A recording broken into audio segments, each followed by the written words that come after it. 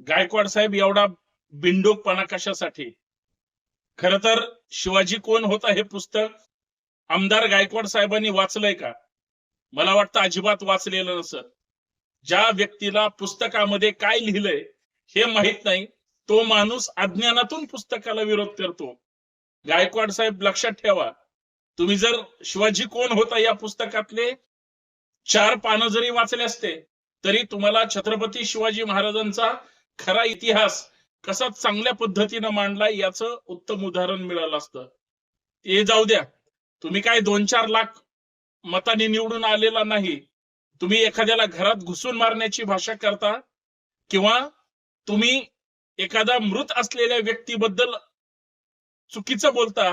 एवढंच काय, छत्रपती शिवाजी महाराज बद्दल बोलताना तुम्ही शिवाजी तुझा काय बाप लागून गेला काय हे वक्तव्य तुम्ही करणं म्हणजे तुम्हाला छत्रपती शिवाजी महाराजांबद्दल प्रेम नाही, तुमच्यातला खोटा शिवप्रेमी हा तुम्हाला बाहेर काढून मी कसा दीडशहाणा आहे हा दाखवण्याचा तुमचा केविलवाणा प्रयत्न आहे. खरं तर मला एकनाथ शिंदे साहेबांना प्रश्न विचारायचा आहे की पानसरेंबद्दल किंवा एखाद्या व्यक्तीला घरात घुसून मारण्याबद्दल तुमचा आमदार जर अशी भाषा करत असेल तर हे तुम्हाला मान्य आहे का? आणि का हो गायकवाड साहेब, तुम्हाला एवढं छत्रपती शिवाजी महाराजांविषयी प्रेम होतं तर छिंदमच्या वेळेस कुठल्या बिळात जाऊन लपला होता? त्या राहुल सोलापूरकरच्या वेळेस गायकवाड साहेब कुठल्या बिळात जाऊन लपला होता? एवढंच काय, तो प्रशांत कोरटकर छत्रपती शिवाजी महाराजांबद्दल काय काय बोलला होता त्यावेळेस कुठल्या बिळात लपल्या होतात? कुठं उंदीर मोजत बसला होतात का? जेम्स लेनच्या वेळेस कुठं होतात तुम्ही?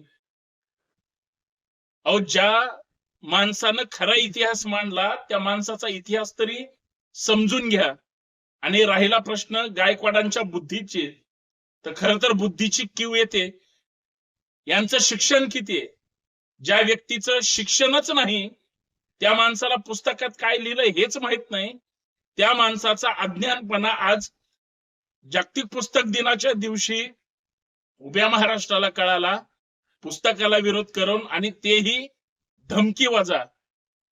महाराष्ट्रातले सच्चे शिवप्रेमी फक्त तुमच्या मतदारसंघात येऊन बसलेला पुस्तक वाचायला तरी तुम्हाला खालतं वरतं कळणार नाही, हे फक्त लक्षात ठेवा.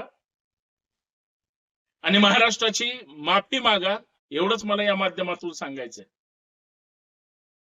आणि एकनाथ शिंदे साहेबांनी गायकवाडांच्या या भूमिकेबद्दल त्यांचं आणि सरकारचं काय मत आहे हे सुद्धा जाहीर करावं, अशी संभाजी ब्रिगेडची मागणी आहे.